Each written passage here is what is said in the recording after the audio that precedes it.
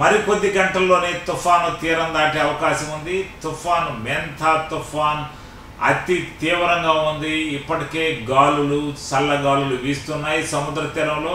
సముద్ర తీర ప్రాంతం నుంచి మా ఛానల్ 9 ప్రతినిధి విద్యాసాగర్ రెడ్డి వెదర్ రిపోర్ట్ అందిస్తారు. చెప్పండి విద్యాసాగర్ రెడ్డి, ఎలా ఉంది సముద్రం పరిస్థితి ఏంది? తుఫాన్ ఎలా రాబోతుంది? మెంతా తుఫాన్ ముంచుకొస్తుంది. ఆంధ్రప్రదేశ్ మొత్తం కూడా వణికిపోతుంది. ఇప్పటికే ప్రభుత్వం దీనికి సంబంధించి అన్ని ఏర్పాట్లు కూడా, అంటే తుఫాన్ ఎంత వచ్చినా కూడా ఎదుర్కొనేందుకు అధికారులందరూ కూడా సిద్ధం ఉన్నారు. ఇప్పటికే విశాఖపట్నం అంటే కోస్టల్ ఏరియా అంతా కూడా సముద్ర తీర ప్రాంతాలు అన్ని జిల్లాలకు కూడా ప్రభుత్వం రెడ్ అలర్ట్ అయితే జారీ చేసింది. ఇప్పటికే రాయలసీమ జిల్లాలకు ఆరెంజ్ అలర్ట్, మొత్తం కోస్తాలోని ఇటు శ్రీకాకుళం నుంచి నెల్లూరు వరకు, అంటే చెన్నై దగ్గర వరకు కూడా అన్ని జిల్లాలకు కూడా రెడ్ అలర్ట్ ప్రకటించింది. అంటే ప్రభుత్వం రెడ్ అలర్ట్ ప్రకటించిన తర్వాత దీని ఎఫెక్ట్ ఎంత పెద్దగా ఉండబోతుందో మనం తెలుసుకోవచ్చు. ఈ మెంతా తుఫాను ప్రస్తుతం తీరానికి సుమారుగా 350 నుంచి 400 కిలోమీటర్ల దూరంలో ఉంది నెల్లూరు జిల్లాకి.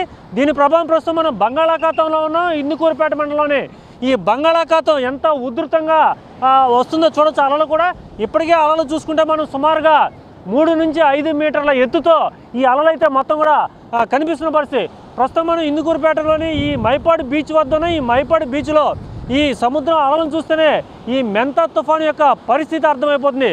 దీనికి సంబంధించి నెల్లూరు జిల్లా కలెక్టర్ హిమాంశు శుక్లా కావచ్చు, నెల్లూరు జిల్లా ఎస్పీ ఎవరైతే ఉన్నారో ఎస్పీ కావచ్చు, అజిత ఇద్దరు కూడా ఇప్పటికే ఇటు రెవెన్యూ అధికారులతో పాటు పోలీస్ అధికారులను కూడా ఇక్కడ మోహరించడం జరిగింది. ఇప్పటికే బీచ్ సమీపంలో ఇందుకూరుపేట పోలీస్ స్టేషన్కి సంబంధించి పోలీసులు కూడా ఇక్కడ ఉన్నారు. అంటే ఎవరో కూడా టూరిస్టులు అధికంగా ఉంటారు మైపాడు బీచ్కి. ఈ టూరిస్టుల తాకిడి ఎవరో కూడా సముద్రం దగ్గర రాకుండా ఇప్పటికే అన్ని చర్యలు ఏర్పాటు చేసిన పరిస్థితి. ఇటు సిఐ సుధాకర్ రెడ్డి కావచ్చు, లేదంటే లోకల్ ఎస్ఐ కావచ్చు, డిఎస్పీ అందరూ కూడా ఇక్కడ పోలీస్ సిబ్బందిని ఏర్పాటు చేయడం జరిగింది. సుమారుగా 3 రోజుల పాటు ఇక్కడే పోలీసులు ఉండబోతున్నారు. మొత్తం సముద్ర తీరం అంతా కూడా అల్లకల్లోలంగా ఉంది. సో ఈ మెంతా తుఫాన్ ఎఫెక్ట్ ఏ విధంగా ఉండబోతుందని చెప్పి ఇప్పటికే అంతా కూడా చాలా తీవ్ర భయాందోళనకర పరిస్థితిలో ఉన్న నేపథ్యంలోనే గంటకు, అంటే సముద్ర తీరం దగ్గరికి వచ్చేకుందే ఈ తుఫాను గంటకు 90 నుంచి 110 కిలోమీటర్ల వేగంతో కూడా గాలులు వచ్చే పరిస్థితి అయితే ఉంది. ఇప్పటికే సముద్రం ఎంత అల్లకల్లోలంగా ఉందో ఇప్పుడు మనం చూడొచ్చు. ఇప్పటికే బంగాళాఖాతంలోని మైపాడు బీచ్ దగ్గర ఉన్న ఈ మైపాడు బీచ్లో సుమారు 5 మీటర్ల పైన కూడా ఈ అలలు ఎగుస్తున్నాయంటే సముద్ర తీరం దగ్గరికి వచ్చేకుందే ఈ తుఫాను ఎంత భీకరంగా ఉండబోతుందో మనకు తెలుస్తుంది. సో ఈ మెంతా తుఫానుకి ఇప్పటికే ప్రజలు ఎవరు కూడా ప్రాణ నష్టం జరగకూడదని చెప్పి అధికారులన్నీ చర్యలు చేపట్టడం జరిగింది.